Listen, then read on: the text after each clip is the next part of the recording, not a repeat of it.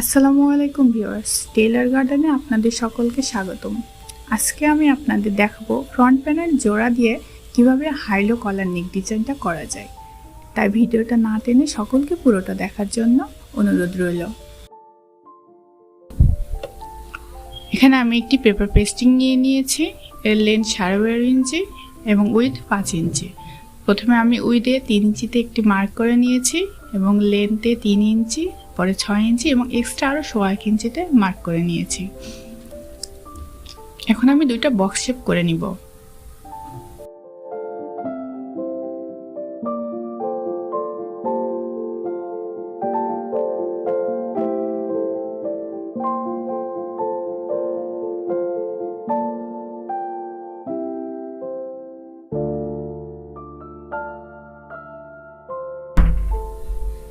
এখানে 1.5 ইঞ্চিতে আমি একটা মার্ক করে দিয়েছি এবং মেইন যে নেক তার মাঝখানে 3 ইঞ্চিতে একটা মার্ক করে দিয়েছি। এবার দেখুন এখানে 1.5 ইঞ্চিতে দুটো মার্ক করে দিয়েছি এবং আমি একটা সোজা দাগ দিয়ে দিলাম। এরপর এখানে একটা নেক ডিজাইন এঁকে দিচ্ছি। আপনারা আপনাদের পছন্দ মতো নেক ডিজাইন এঁকে দিতে পারবেন।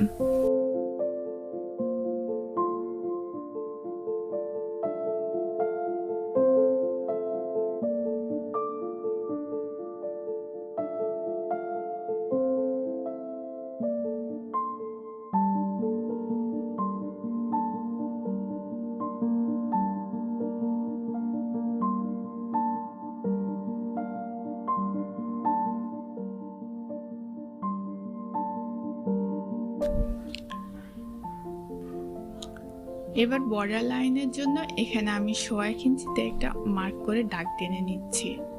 তো বন্ধুরা, যারা আমার চ্যানেলে নতুন তারা আমার চ্যানেলটি সাবস্ক্রাইব করে পাশে থাকা বেল আইকনটি প্রেস করে দিও পরবর্তী নোটিফিকেশনগুলো পাওয়ার জন্য, এবং যারা অলরেডি সাবস্ক্রাইব করে দিয়েছো তাদেরকে অসংখ্য ধন্যবাদ।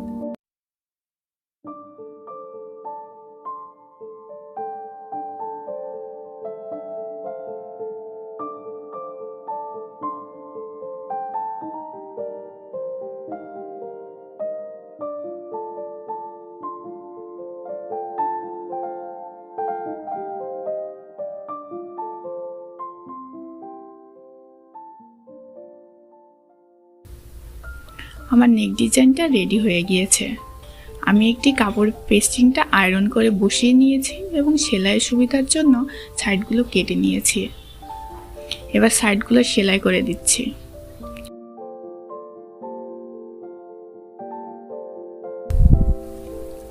এবার একটু মনোযোগ দিয়ে খেয়াল করুন, এখানে ফ্রন্ট প্যানেলের কাপড়টা আমি জোড়া দিয়ে দিব, যার উইথ 6 ইঞ্চি এবং লেন্থ 3 ইঞ্চি।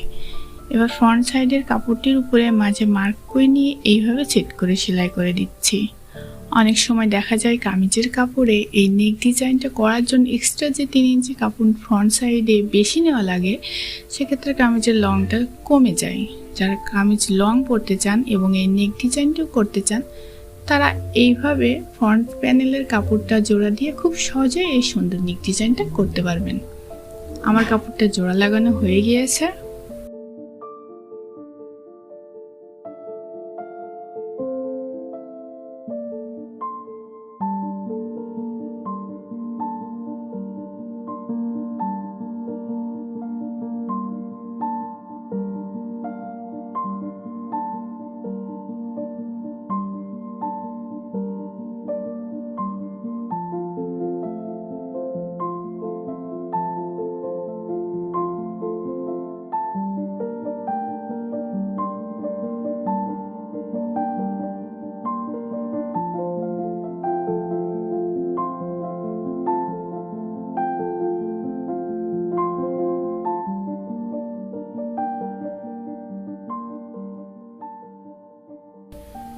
এবার আমি নেক ডিজাইনটা কাপড়ের মাঝ বরাবর জোড়া লাগিয়ে সেলাই করে দিচ্ছি।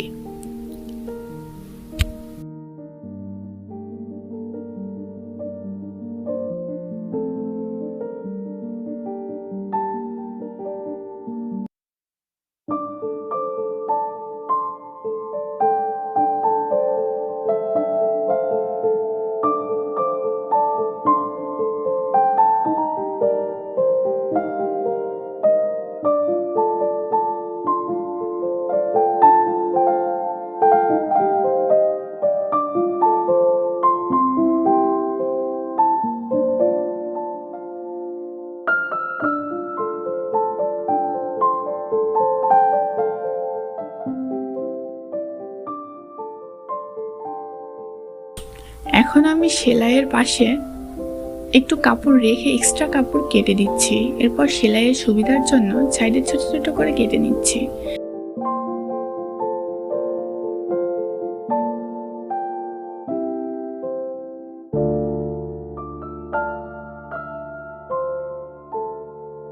এখন আমি এই দুইটা মাথা একসাথে জোড়া লাগিয়ে নিচ্ছি।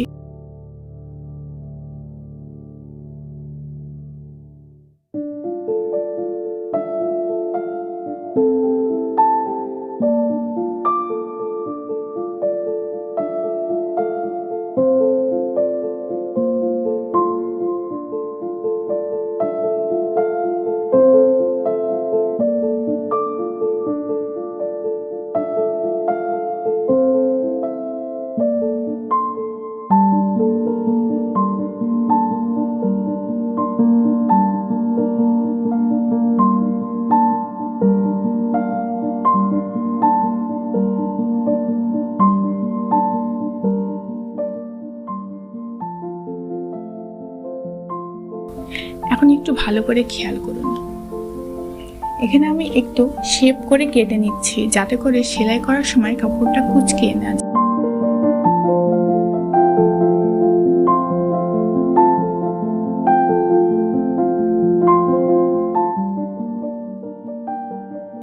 এবার আমি পুরো গলাটাই চাপ সেলাই দিয়ে দিচ্ছি।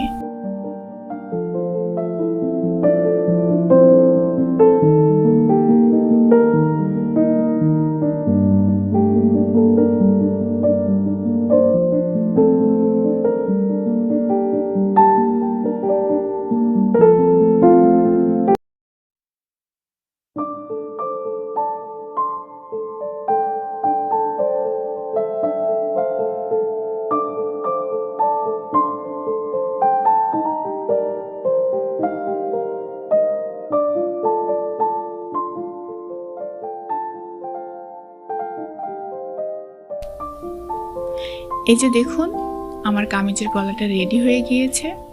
আমি এখন এখানে আয়রন করে নিয়েছি যাতে করে নেক ডিজাইনটি খুব সুন্দরভাবে কাপড়ে বসে যায়। এবার আমি ব্যাক সাইডের কাপড়টি এখানে মাঝখান থেকে জোড়া লাগাবো যেন দুই সাইড সমান থাকে। চাইলে এখানে আপনারা ডাবল সেলাই দিয়ে নিতে পারবেন।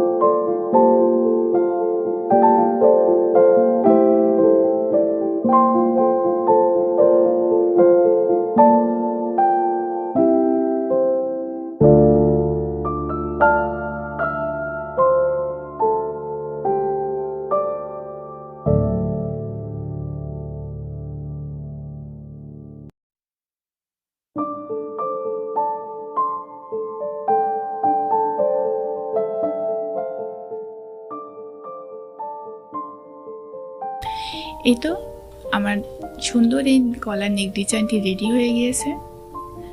তো বন্ধুরা, পুরো ভিডিওটা দেখার জন্য আপনাদের সকলকে অনেক অনেক ধন্যবাদ।